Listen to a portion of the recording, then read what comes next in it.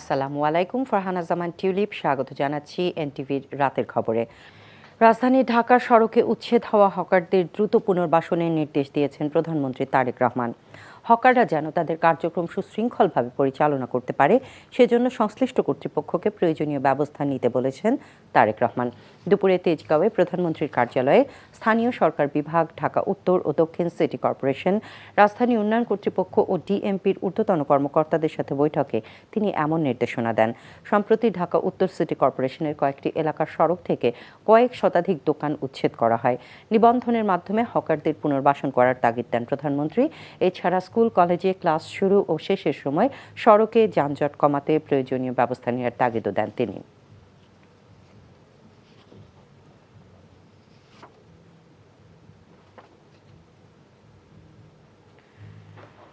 প্রধানমন্ত্রী তারেক রহমান বলেছেন, ন্যায়ভিত্তিক ও জবাবদিহিমূলক শাসন ব্যবস্থার জন আকাঙ্ক্ষা পূরণ করতে চায় তার সরকার। তিনি বলেন, ২৪-এর গণ অভ্যুত্থান আবারও স্পষ্ট করে দিয়েছে দেশের মালিক জনগণ। তাই জনগণের স্বার্থ ও কল্যাণ নিশ্চিত করা সরকারি কর্মকর্তা কর্মচারীদের প্রধান দায়িত্ব। বিয়াম ফাউন্ডেশনের ৩য় ভবনের ভিত্তিপ্রস্তর স্থাপনকালে এসব কথা বলেন তারেক রহমান। ইফতেখার রেজার রিপোর্ট। বিয়াম ফাউন্ডেশনের নতুন ভবনের ভিত্তিপ্রস্তর স্থাপন করেন প্রধানমন্ত্রী তারেক রহমান। এরপর সরকারি কর্মকর্তা কর্মচারীদের দেন দিক নির্দেশনা।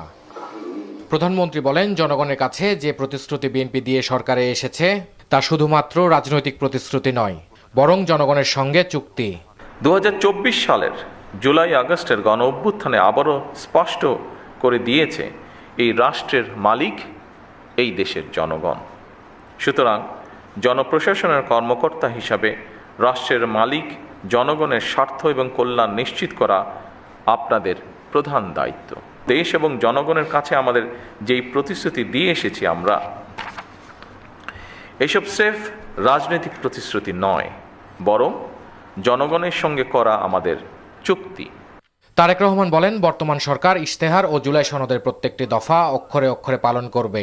বর্তমান গণতান্ত্রিক সরকার নির্বাচনী ইশতেহার এবং জনগণের সামনে স্বাক্ষরিত জুলাই সনদের প্রতিটি দফা, প্রতিটি অঙ্গীকার অক্ষরে অক্ষরে বাস্তবায়ন করতে সরকার বদ্ধপরিকর।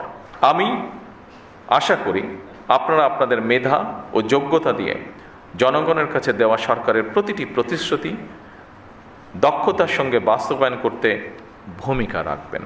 দেশ ও জনগণের স্বার্থে বিএনপি বরাবরই সুদক্ষ প্রশিক্ষিত জনপ্রশাসন দেখতে চায় বলে জানান প্রধানমন্ত্রী।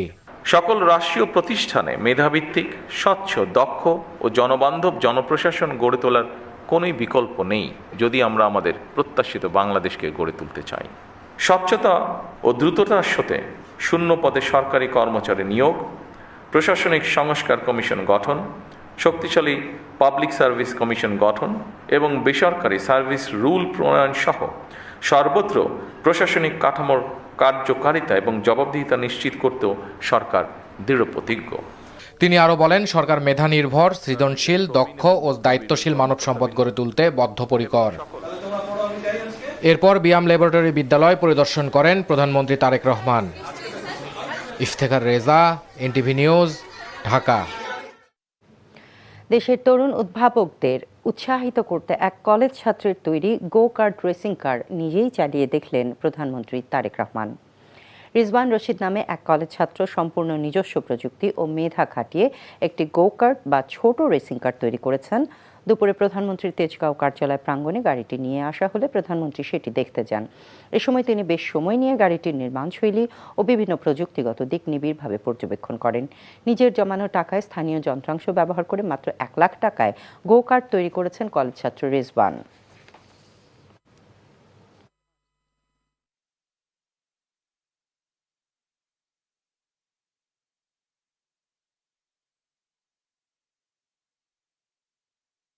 স্থানীয় সরকার মন্ত্রী ও বিএনপি মহাসচিব মির্জা ফখরুল ইসলাম আলমগীর বলেছেন, নির্বাচনের আগে থেকেই রাজনৈতিক স্থিতিশীলতা নষ্ট করছে জামায়াত। দুপুরে নয়াপল্টনে বিএনপির কেন্দ্রীয় কার্যালয়ে মে দিবস উদযাপন উপলক্ষে যৌথ সভা শেষে এই কথা বলেন তিনি। জামায়াত আমিরের বক্তব্যের নিন্দা জানিয়ে বিএনপি মহাসচিব বলেন, সম্পূর্ণ নিরপেক্ষ নির্বাচনের মধ্য দিয়ে বিএনপি সরকারে এসেছে। তিনি বলেন, অতীত ইতিহাস দেখে নির্বাচনে জনগণ জামায়াতকে প্রত্যাখ্যান করেছে। মির্জা আলমগীর আরও বলেন, রাজনৈতিকভাবে তাদের কিভাবে নির্মূল করা যায় সেভাবে কাজ করতে হবে।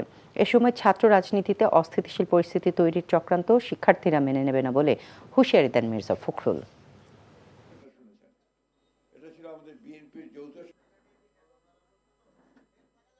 জামাত ইসলামের আমির তিনি বলছেন যে বিএনপি ইঞ্জিনিয়ারিং করে ক্ষমতায় এসেছে। আমি এটা তীব্র নিন্দা জানাচ্ছি, প্রতিবাদ জানাচ্ছি। বিএনপির বিভিন্ন কর্মকাণ্ডের উপরে বিভিন্নভাবে আপনার প্রচেষ্টা চালানো হচ্ছে ওই শক্তিটির পক্ষ থেকেই, একটা আবার ধূম্রজাল সৃষ্টি করা, আবার একটা বিভেদ সৃষ্টি করা। আমরা 5ই আগস্টের পরে যে সুযোগ পেয়েছি বাংলাদেশে গণতন্ত্রকে প্রাতিষ্ঠানিক রূপ দেওয়ার, সেই প্রচেষ্টাকে নষ্ট করে দেওয়া, সুযোগকে নষ্ট করা, আবার একটা ফ্যাসিস্ট শাসনের পায়তারা তারা করছে কিনা সেটা আমাদেরকে চিন্তা করতে হবে।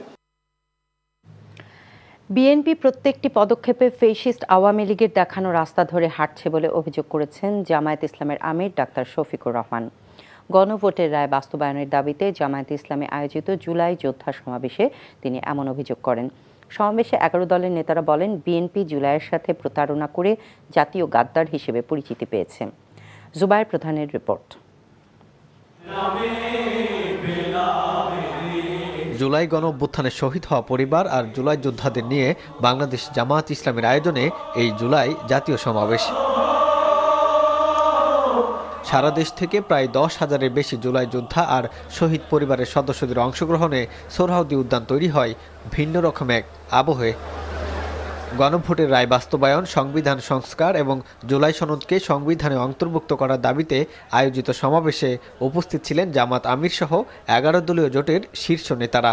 এ সময় জাতীয় সংসদের বিরোধী দলীয় নেতা ডাক্তার শফিকুর রহমান বলেন, গণভোটের রায় বাস্তবায়ন না হলে সংসদ এবং রাজপথে লড়াই চালিয়ে যাবে 11 দলীয় জোট। বিএনপি প্রত্যেকটি বিষয়ে পতিত পালিয়ে যাওয়া ফ্যাসিবাদের রাস্তা ধরে হাঁটা শুরু করেছে। মনে রাখবেন, জুলাই শুধু 24 সালে ছিল না, জুলাই প্রত্যেক বছর হয়েছে। সে জুলাই আবার ফিরে আসবে ইনশাআল্লাহ। 70% মানুষের রায় মেনে নিন, গণভোটের রায় বাস্তবায়ন। যদি না করেন, আমাদের লড়াই সংসদের ভিতরেও চলবে, খোলা ময়দানেও চলবে ইনশাআল্লাহ। সমাবেশের নেতারা সরকারের সমালোচনা করে অধিকার আদায়ে জনগণকে রাজপথে নামার আহ্বান জানান। সরকার গঠনের 2 মাসের মধ্যেই বিএনপি জনপ্রিয়তা হারিয়েছে জানিয়ে নেতারা বলেন, কার্ড নয়, মানুষ সুশাসন চায়। তাই সংকট মোকাবেলায় সরকারকে মনোযোগী হওয়ার পরামর্শ তাদের। এ সময় গণভোট না মানলে বিএনপিকে নির্মম পরিণতি বরণে হুঁশিয়ারিও দেন বক্তারা। জ্বালানি ফুরিয়ে গিয়েছে, অথচ মন্ত্রীরা সংসদে বলছে কোনো জ্বালানি সংকট নাই। বাস্তব সমস্যাকে অস্বীকার করছে, অর্থনৈতিক সমস্যাকে অস্বীকার করছে।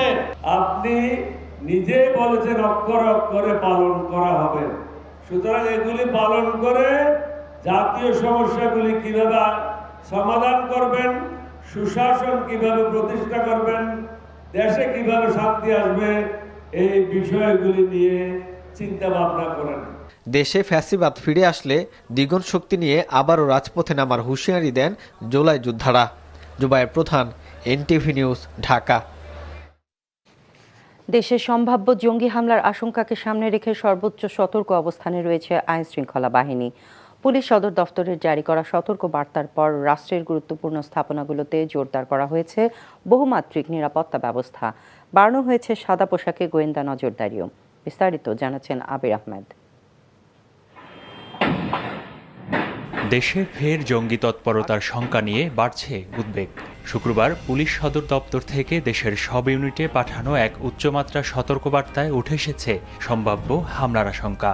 চিঠিতে উল্লেখ করা হয়, জাতীয় সংসদ ভবন, সচিবালয়, পুলিশ সদর দপ্তর এবং বিভিন্ন ধর্মীয় উপাসনালয় সহ রাষ্ট্রীয় গুরুত্বপূর্ণ স্থাপনাগুলো জঙ্গিদের সম্ভাব্য টার্গেটে পরিণত হতে পারে। এমন বাস্তবতায় মাঠ পর্যায়ের সব ইউনিটকে সর্বোচ্চ সতর্ক অবস্থান থেকে দায়িত্ব পালনের নির্দেশনা দেয়া হয়েছে। একই সঙ্গে জোরদার করা হয়েছে গোয়েন্দা তৎপরতা এবং নজরদারি ব্যবস্থা। শনিবার বিষয়টি নিয়ে মুখ খোলেন সংশ্লিষ্ট ঊর্ধ্বতন কর্মকর্তারা। জঙ্গিবাদ দমনে নিয়োজিত ডিএমপির সিটিটিসি ইউনিটের যুগ্ম কমিশনার জানান, সম্ভাব্য যে কোনো হুমকি মোকাবেলায় সমন্বিত কৌশলে কাজ করছে আইন শৃঙ্খলা বাহিনী। এটা তো আমাদের সিকিউরিটি প্ল্যানিং, এইটা আমার মনে হয় আপনাদের কাছে বলার বিষয় নয়। এটা আমাদের সিকিউরিটি প্ল্যানিং, আমরা সিকিউরিটি প্ল্যানিং অনুযায়ী অ্যাকর্ডিংলি যে স্থানগুলো এসেছে, তথ্য এসেছে, আমরা এই বিষয়ে কাজ করব। ইতিমধ্যে গুরুত্বপূর্ণ স্থাপনাগুলোতে নজিরবিহীন নিরাপত্তা ব্যবস্থা জোরদার করা হয়েছে বলেও জানানো হয়। বা কেপিআই যেগুলো আছে এগুলোর বিষয়ে আমরা সবসময় বিশেষ করে সতর্কমূলক ব্যবস্থা গ্রহণ করে থাকি। মূল কাজটা করা হচ্ছে প্রোটেকশন ডিভিশন। বাংলাদেশ ব্যাংক বা কেপিআই বা আপনার প্রোটেকশন ডিভিশন যদি আমাদের কাছে কোনো সহায়তা চায়, আমরা তাদের চাহিদা মাফিক সাপোর্ট দিয়ে যাব। আইন শৃঙ্খলা বাহিনীর তথ্য মতে জঙ্গি তৎপরতার অভিযোগে 2005 থেকে 2025 সাল পর্যন্ত গত 2 দশকে অন্তত 9টি সংগঠনকে নিষিদ্ধ ঘোষণা করা হয়েছে। তবে নিষিদ্ধ ঘোষণার পরও ভিন্ন নামে ও ছদ্মবেশে একাধিক উগ্রপন্থী গোষ্ঠী তাদের সাংগঠনিক কার্যক্রম চালিয়ে যাওয়ার চেষ্টা করছে বলেও জানিয়েছে গোয়েন্দা সংস্থাগুলো। আবির আহমেদ, এনটিভি নিউজ, ঢাকা। তেলের দাম বাড়াতে আইএমএফের চাপ নেই বলে জানিয়েছেন সড়ক পরিবহন, সেতু ও রেলপথ মন্ত্রী শেখ রবিউল আলম। সকালে রাজধানীর মোহাম্মদপুর শারীরিক শিক্ষা কলেজ মাঠে বিআইডব্লিউটিএ এর বার্ষিক ক্রীড়া প্রতিযোগিতা উদ্বোধন শেষে তিনি এই কথা বলেন। মন্ত্রী আবারও বলেন, আন্তর্জাতিক বাজারের সাথে সমন্বয়ের জন্যই জ্বালানি তেলের দাম বাড়ানো হয়েছে। আন্তর্জাতিক বাজারে কমলে দেশের বাজারেও তেলের দাম কমানো হবে। রাজধানীর প্রধান সড়কগুলোতে অটোরিকশা চলাচল নিষিদ্ধ করার কথাও জানান সড়কমন্ত্রী শেখ রবিউল আলম।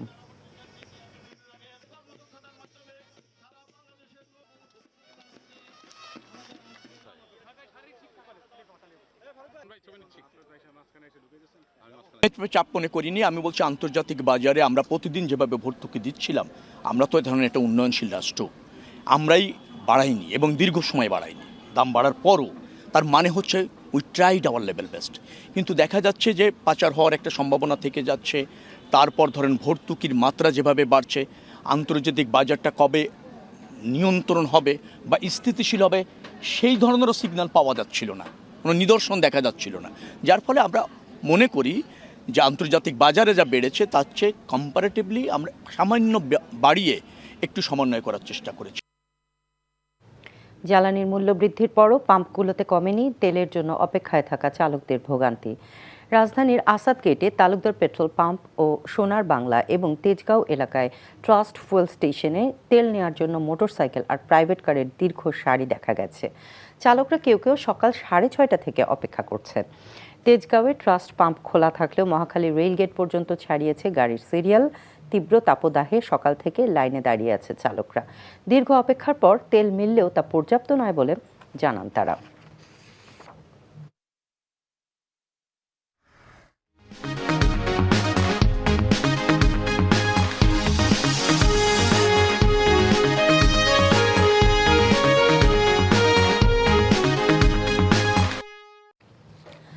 ভারতের দেয়া মরণ বাঁধ ফারাক্কা আর উজানের পানি নিয়ন্ত্রণের ফলে খুলনার অসংখ্য নদী এখন কালের সাক্ষী।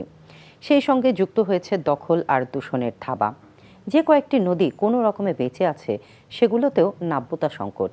প্রতি বছর নামকা ওয়াস্তে খনন কাজ করা হলেও অল্প দিনেই তা আবারও ভরাট হয়ে যাচ্ছে। যশোর, খুলনার সেচ ব্যবস্থা, খাল, নদী, জলাশয় দখল ও দূষণ নিয়ে নিয়ামুল আজিজ সাদেকের 4 পর্বের ধারাবাহিকের শেষ পর্ব আজ। সঙ্গে ছিলেন মোহাম্মদ আবু তৈয়ব, ছবি তুলেছেন আয়নাল আহমেদ।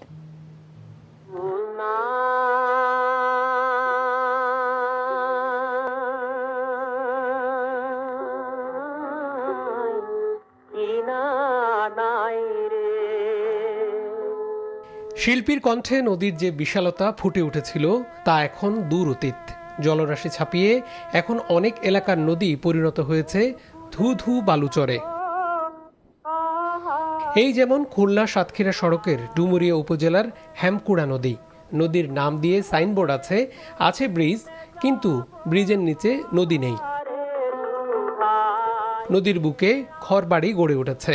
এই নদীর 18 কিলোমিটার জুড়েই একই অবস্থা। আগে খাল ছিল, নৌকো চলছে, খালে সোর্স ছিল, তো এই সুইচ গেটার পর তো খালের লোকজন চলে না। এক সময়ের প্রমত্তা শোলমারিও এখন সরু খাল। কয়েক দশক আগেও যে পথ দিয়ে বড় বড় জাহাজ চলাচল করত, সে পথ এখন গবাদি পশুর চারণভূমি। বছর বছর সরকারি বাজেটে নদী খনন কর্মসূচি পালন হয়। লোক দেখানো যেটুকু খনন কাজ হয়, সে খননের মাটি ও বালু রাখা হয় নদীর তীরে। ফলে বৃষ্টি হলে সে মাটি গড়িয়ে পড়ে নদীতে। বিষয়টি স্বীকার করে পানি উন্নয়ন বোর্ডের তত্ত্বাবধায়ক প্রকৌশলী বলেন, পাড়ের মাটি সরিয়ে নেয়ার প্রক্রিয়া শীঘ্রই শুরু হবে। ড্রেস মেটেরিয়ালটা রাখবে কোথায়? রাখতে হলে অনেক সাউন্ডিং এলাকা লাগে, বিশেষ করে এখানে অনেক আরবান এলাকা আছে, অনেক জায়গায় হাট আছে, বাজার আছে, সব জায়গায় তো আমি মেটেরিয়ালটা রাখতে পারবো না। এক্সকেভেটর দিয়ে মাটি খাওয়াকে নদী পাড়ে যেভাবে রাখা যায়, ড্রেস করে কিন্তু নদী পাড়ে রাখা যায় না, ওই জন্য আলাদা একটা মানে ডাইট করতে হয়, একটা এরিয়া সিলেক্ট করতে হয়, সেটা সব জায়গায় সম্ভব না। কোনোভাবেই খালের পাড়ে এই মাটিটাকে জমা করা যাবে না, কারণ খালের পাড়ে যখন জমা হয় তখন এটা ধুয়ে আবার খালের মধ্যেই পড়ে, ফলে এই ধরনের খাল খনন করা একটা কারিগরি ত্রুটি ছাড়া আর কিছুই না। হরি নদীতে পানি প্রবাহ বন্ধ করে মেশিন দিয়ে খনন করছে পানি উন্নয়ন বোর্ড। খুলনা বিশ্ববিদ্যালয়ের পরিবেশ বিজ্ঞান বিভাগের অধ্যাপক ডক্টর আব্দুল হারুন বলেন, ফারাক্কা বাঁধের কারণে উজানে পানি না আসায় খুলনাঞ্চলের নদ নদী মূলত মরে যাচ্ছে। তার মতে সরকারি হিসেবেই খুলনা মহানগরীর আশেপাশে 29টি নদী বিলীন হয়েছে। ফারাক্কা বাঁধের কারণে পদ্মায় যে পানি প্রবাহ ছিল এবং যে আপস্ট্রিম ওয়াটার ফ্লোটা এই সমস্ত নদীতে নামতো, সেটা তো অনেক বছর থেকে বন্ধ, ফলে নদীগুলো দিন দিন ভরাট হয়েছিল এবং এখনো হচ্ছেও। এই অঞ্চলের কোনো নদীতে বাঁধ দিয়ে নদী খনন করা কোনো ফলদায়ক না, ভালো সুফল আসবে না। কারণ সুফল আসতে হলে আপনাকে ওই পানির স্রোত, কানেক্টিভিটি এটা থাকতে হবে, সংযোগটা থাকতে হবে। এখনই ব্যবস্থা না নিলে আগামীতে এসব অঞ্চলের নদী অস্তিত্ব সংকটে পড়তে পারে বলে শঙ্কা বিশেষজ্ঞদের। সালথা, ময়ূর, ভদ্রা, হামকুড়া, খুলনাতে যে 1 শতাধিক নদী ছিল তার মধ্যে এখন 37টি কোনো মতে টিকে আছে। এরই মধ্যে আবার বৃষ্টির কোনো ধরনের প্রবাহ নেই। এর প্রধানতম কারণ হচ্ছে অপরিকল্পিত নগরায়ন, দখল এবং দূষণ। এগুলো যদি ঠেকানো না যায়, আগামীতে বাকি নদীগুলোও কালের গর্ভে হারিয়ে যাবে বলে মনে করছেন বিশ্লেষকরা। Niamul Aziz Sadiq, NTV news, Khulna. তীব্র দাবদাহে পড়ছে দেশ। এই দিনে দেশের সর্বোচ্চ 37 ডিগ্রি তাপমাত্রা ছুঁয়েছে রাজশাহীতে। তবে অনুভূত তাপমাত্রা 42 ডিগ্রি সেলসিয়াসের মতো ছিল। এতে বিপর্যস্ত জনজীবন, বেশি ভোগান্তিতে পড়েছেন দিনমজুর, শ্রমিক ও নিম্ন আয়ের খেটে খাওয়া মানুষেরা। কাজের ফাঁকে একটু প্রশান্তির খোঁজে ছুটেছেন গাছের ছায়ায়। বেলা বাড়ার সাথে সাথে সড়ক মহাসড়কে কমে যায় মানুষের আনাগোনা। এদিকে তীব্র গরমের সাথে পাল্লা দিয়ে বাড়ছে লোডশেডিং। প্রতিদিন গড়ে 6 থেকে 8 ঘন্টা বিদ্যুৎ বিভ্রাটের শিকার হচ্ছেন শহরাঞ্চলের মানুষ। গ্রামাঞ্চলের লোডশেডিংয়ের অবস্থা আরও ভয়াবহ। তীব্র গরমে রাজশাহী অঞ্চলে আমের ফলনের বিপর্যয়ের শঙ্কা সৃষ্টি হয়েছে। অনেক স্থানে গুটি আম গাছ থেকে ঝরে পড়ছে। ভ্যাকসিনেশনে নিজেদের স্বনির্ভরতা ও সাশ্রয়ী হওয়া নিয়ে সরকার ভাবছে বলে জানিয়েছেন প্রধানমন্ত্রীর উপদেষ্টা ও প্রধানমন্ত্রীর কার্যালয়ের মুখপাত্র ডক্টর মাহদি আমিন। সকালে রাজধানীর স্কটন গার্ডেনে ডিএনএর নকশা উন্মোচন থেকে দেশের বায়ো ইকোনমির ভবিষ্যৎ শীর্ষক গোলটেবিল বৈঠকে একথা জানান তিনি। বলেন, শুধু মানুষ নয়, অন্যান্য প্রাণীর ভ্যাকসিনেশন নিয়ে বড় পরিসরে কাজ করবে সরকার। তিনি আরও বলেন, খাদ্য নিরাপত্তা নিশ্চিত করা সরকারের অন্যতম প্রধান লক্ষ্য। জনগণের ক্ষমতায়ন ও তরুণদের আকাঙ্ক্ষা পূরণেও কাজ করবে সরকার। নতুন প্রজন্মকে এগিয়ে নেওয়ার জন্য শিক্ষা কারিকুলামে যুগোপযোগী পরিবর্তন নিয়ে আসার কথাও জানান মাহদি আমিন। চলমান এসএসসি পরীক্ষার প্রশ্ন ফাঁসের নামে অনলাইন প্রতারণার অভিযোগে 4 জনকে গ্রেফতার করেছে পুলিশ। দুপুরে সংবাদ সম্মেলনে ডিএমপি যুগ্ম পুলিশ কমিশনার মুন্সি শাহাবুদ্দিন জানান, একটি প্রতারক চক্র প্রশ্নপত্র দেওয়ার প্রলোভন দেখিয়ে শিক্ষার্থীদের কাছ থেকে অর্থ হাতিয়ে নিচ্ছিল। একই সঙ্গে গুজব ছড়িয়ে পরীক্ষার সুষ্ঠু পরিবেশকে প্রশ্নবিদ্ধ করার চেষ্টাও করছিল। এদিকে এআই দিয়ে বিভিন্ন গুরুত্বপূর্ণ ব্যক্তি ও ধর্মীয় বক্তাদের কণ্ঠস্বর নকল করে যৌন উত্তেজক পণ্যের বিজ্ঞাপন বানানোর অভিযোগে 9 জনকে গ্রেফতার করেছে পুলিশ। তথ্য ও সম্প্রচার মন্ত্রী জহির উদ্দিন স্বপন বলেছেন, বৈদেশিক মুদ্রা বাড়াতে দক্ষ জনশক্তি তৈরিতে গুরুত্ব দিচ্ছে সরকার। আজ জাতীয় প্রেসক্লাবে ইউরোপে জনশক্তি প্রেরণের প্রতিকূলতা ও সম্ভাবনা শীর্ষক সেমিনারে যোগ দিয়ে তিনি একথা বলেন। মন্ত্রী জানান, বৈদেশিক মুদ্রা অর্জনে প্রবাসীরা গুরুত্বপূর্ণ ভূমিকা রাখছেন এবং বর্তমানে তাদের পাঠানো রেমিটেন্স $20 বিলিয়নেরও বেশি। তিনি বলেন, দেশের অর্থনীতিকে স্থিতিশীল রাখতে রেমিটেন্স আয়ের পরিধি আরও বাড়ানো জরুরি। বিগত সরকারের লুটপাটের কারণে দেশের অর্থনীতি ভঙ্গুর অবস্থায় রয়েছে বলেও উল্লেখ করেন তথ্যমন্ত্রী। এই পরিস্থিতি থেকে উত্তরণে সরকার দীর্ঘমেয়াদী পরিকল্পনা গ্রহণ করেছে। বাংলাদেশ মেডিকেল বিশ্ববিদ্যালয়ের সাবেক শিক্ষক ও বিএনপি চেয়ারম্যানের উপদেষ্টা বীর মুক্তিযোদ্ধা অধ্যাপক ডাক্তার মোহাম্মদ আব্দুল কুদ্দুস মারা গেছেন। ইন্না লিল্লাহি ওয়া ইন্না ইলাইহি রাজিউন। তার মৃত্যুতে শোক জানিয়েছেন বিএনপি মহাসচিব মির্জা ফখরুল ইসলাম আলমগীর। চিকিৎসাধীন অবস্থায় দুপুরে রাজধানীর একটি হাসপাতালে তিনি মৃত্যুবরণ করেন। বিকেলে নয়াপল্টনে দলীয় কার্যালয়ের সামনে মরহুমের নামাজে জানাজা অনুষ্ঠিত হয়। এতে অংশ নেন বিএনপি মহাসচিব মির্জা ফখরুল ইসলাম আলমগীর, দলের স্থায়ী কমিটির সদস্য AZM জাহিদ হোসেন, চেয়ারম্যানের উপদেষ্টা ডাক্তার ফরহাদ হালিম ডোনার, দলের সিনিয়র যুগ্ম মহাসচিব রুহুল কবির রিজভী সহ বিভিন্ন স্তরের কেন্দ্রীয় নেতারা।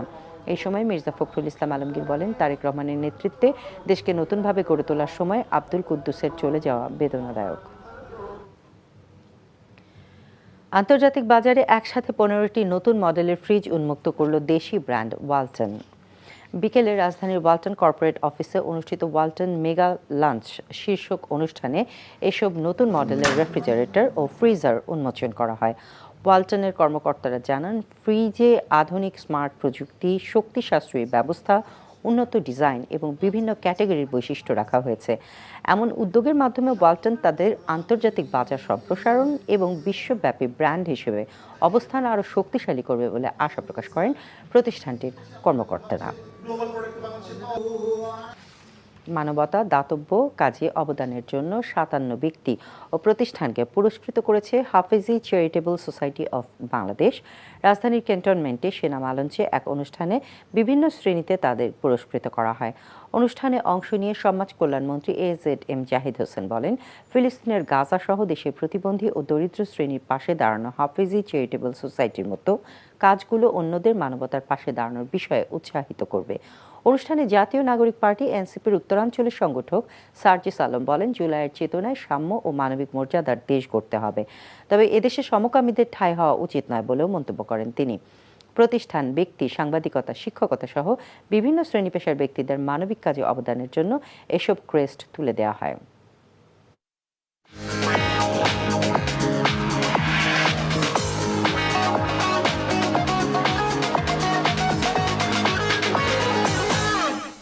মার্কেন্টাইল ব্যাংক অর্থনীতির খবর।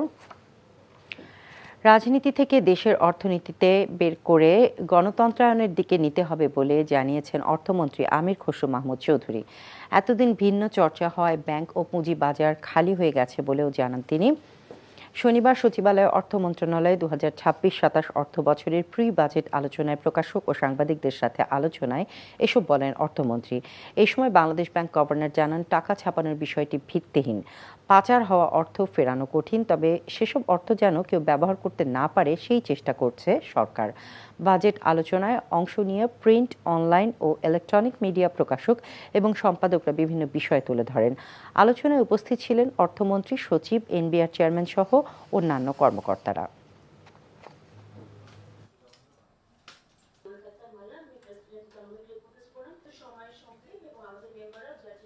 অর্থনীতি যদি গণতন্ত্র না হয়, গণতন্ত্র টিকতে পারে না। কারণ দেশের মানুষ যদি অর্থনীতিতে অংশগ্রহণ করতে না পারে, সে যদি অর্থনীতির সুফল না পায়, সেটা তো টিকতে পারে না। পৃষ্ঠপোষকতার রাজনীতি থেকে বেরিয়ে এসে যে জনগণের জন্য লেভেল প্লেইং ফিল্ড সৃষ্টি করা, দারিদ্র্য বিমোচন, সুবিধা বঞ্চিত মানুষের উন্নয়ন এবং টেকসই ভবিষ্যৎ গড়ে তোলার কৌশল নিয়ে রাজধানীতে মত বিনিময় সভার আয়োজন করে দাতব্য প্রতিষ্ঠান মাসতুল ফাউন্ডেশন। শনিবার রাতে একটি হোটেলে অসহায়তা থেকে সম্ভাবনায় একসাথে টেকসই ভবিষ্যৎ গঠনে কর্পোরেট নেতৃত্বের অঙ্গীকার শীর্ষক আলোচনা সভায় অংশ নেন বিভিন্ন প্রতিষ্ঠানের কর্পোরেট নেতৃবৃন্দ, সরকারি কর্মকর্তা, সামাজিক সংগঠন ও উন্নয়ন খাতের প্রতিনিধিরাও। আলোচনায় বিশেষভাবে গুরুত্ব দেওয়া হয় দক্ষতা উন্নয়ন, মানসম্পন্ন শিক্ষা, নিরাপদ আবাসন এবং দীর্ঘমেয়াদী ক্ষমতায়নের বিষয়গুলো। এ সময় বক্তারা বলেন, টেকসই উন্নয়নে কার্যকর অংশীদারিত্ব অত্যন্ত গুরুত্বপূর্ণ। অন্যদিকে কর্পোরেট প্রতিনিধিরা জানান, শুধু দাতব্য নয়, পরিকল্পিত ও কৌশলগত সহযোগিতা স্থায়ী পরিবর্তন আনতে পারে। সাদা বলের ক্রিকেটে উন্নতির সঙ্গে বেঞ্চের গভীরতাও বাড়াতে চান বাংলাদেশের স্পিন কোচ মুশতাক আহমেদ। আত্মবিশ্বাস বাড়াতে সবাইকে একাদশের সুযোগ করে দেওয়া প্রয়োজন বলে মনে করেন এই পাকিস্তানি কোচ। অন্যদিকে নিজেদের শক্তি সামর্থ্যের উপর ভরসা রাখছেন নিউজিল্যান্ড স্পিনার ইসসৌদি। চট্টগ্রাম থেকে সুমন গোস্বামীর পাঠানো ছবিতে মমিনুর রিপনের ডেস্ক রিপোর্ট। নিউজিল্যান্ডের বিপক্ষে সিরিজ দিয়ে প্রায় 5 মাস পর আন্তর্জাতিক টি-20তে ফিরছে বাংলাদেশ। সেটাও এমন দল যাদের বিপক্ষে এই ফরম্যাটে পরিসংখ্যানটা সন্তোষজনক নয় লিটনদের জন্য। তবে আগামী টি-20 বিশ্বকাপের দীর্ঘমেয়াদী পরিকল্পনায় তরুণদের নিয়ে ভাবছে টিম ম্যানেজমেন্ট। তাই নিয়মিত পেসারদের বিশ্রামে রেখে রিপন সাকলাইনদের মতো প্রতিভাবানদের সুযোগ করে দিতে চায় কোচিং প্যানেল। যদিও ম্যাচ জয়টাই মূল লক্ষ্য বলে জানান বাংলাদেশের এই স্পিন কোচ। আমাদের সাদা বলের ক্রিকেটকে আরো শক্তিশালী করতে হবে। সংক্ষিপ্ত ফরম্যাট তরুণদের মধ্যে অনেক আত্মবিশ্বাস যোগায়। আপনারা দেখেছেন টি-20তে সাকলাইন রিপনদের মতো নতুন মেধাবীদের সংযোজন করা হয়েছে। এই সময় ম্যাচ জেতা এবং বেঞ্চের গভীরতা বাড়িয়ে নেওয়াটা খুব গুরুত্বপূর্ণ। এদিকে অনভিজ্ঞ দলকে অভিজ্ঞতা অর্জনের জন্যই যেন বাংলাদেশে শিক্ষা সফরে পাঠিয়েছে নিউজিল্যান্ড। তবে কিউইদের পরিচিত মুখ ইস্তদি মনে করেন তাদের দলের পূর্ণ ক্ষমতা আছে স্বাগতিকদের রুখে দেওয়ার। বাংলাদেশ তাদের কন্ডিশনে সবসময় কঠিন প্রতিপক্ষ। তারা জানে এই উইকেটে কিভাবে ব্যাট বল করতে হয়। তবে আমরা নতুনদের নিয়ে আশাবাদী। তাদের মাঝে সেই প্রতিভা আছে যা দিয়ে আমরা লড়াই করতে পারবো। সোমবার চট্টগ্রামের সাগরিকায় সিরিজের প্রথম টি-20তে মুখোমুখি হবে এই দল। Mominur Ripon, NTV sports desk. রাজনৈতিক কারণে ক্রীড়াঙ্গনে আর কোনো ক্লাব যাতে বন্ধ না হয় সেদিকে নজর রাখতে হবে।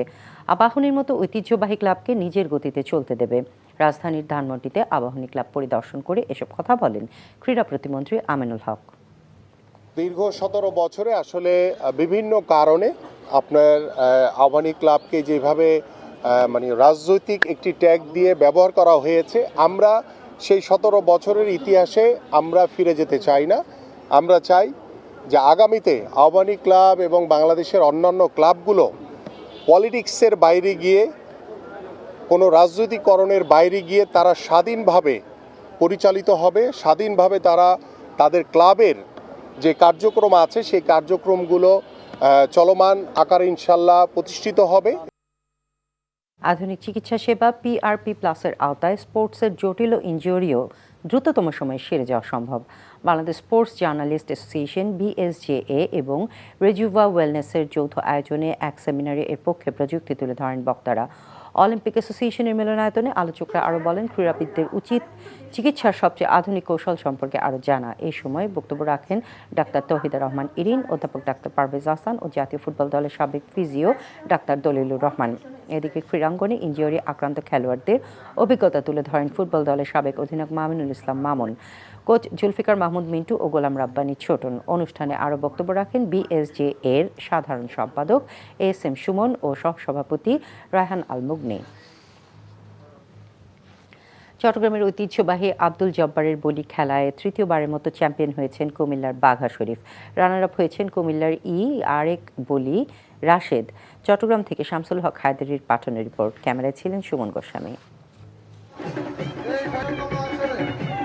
চট্টগ্রামের ঐতিহ্যবাহী আব্দুল জব্বারের বলি খেলার এবার ছিল 117তম আয়োজন। শনিবার বিকেলে ব্যাপক উৎসাহ উদ্দীপনার মধ্য দিয়ে শুরু হয় মূল আকর্ষণ বলি খেলা। এবারের প্রতিযোগিতায় দেশের বিভিন্ন এলাকা থেকে 108 জন বলি প্রতিযোগিতায় অংশ নেন। গত দুইবারের মতো এবারও সেরা হন কুমিল্লার বাঘা শরীফ। বিজয়ীদের পুরস্কার তুলে দেন সংসদ সদস্য আবু সুফিয়ান।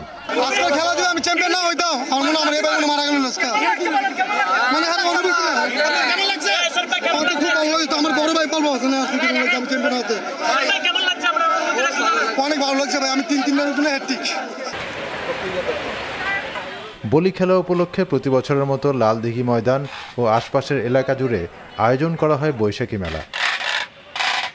ব্রিটিশ বিরোধী আন্দোলনে এই অঞ্চলের যুবকদের শারীরিক কসরতের পাশাপাশি জনমত গঠন করতে 1909 সালের 12 বৈশাখ লালদিঘি ময়দানে এই প্রতিযোগিতা শুরু হয়। স্থানীয় ব্যবসায়ী মরহুম আব্দুল জব্বার সওদাগর এই খেলা শুরু করেন। NTV news desk. এই ছিল রাতের খবরে। রাত 1টায় মধ্যরাতের খবর দেখার আমন্ত্রণ রইল। ধন্যবাদ সবাইকে। শুভরাত্রি।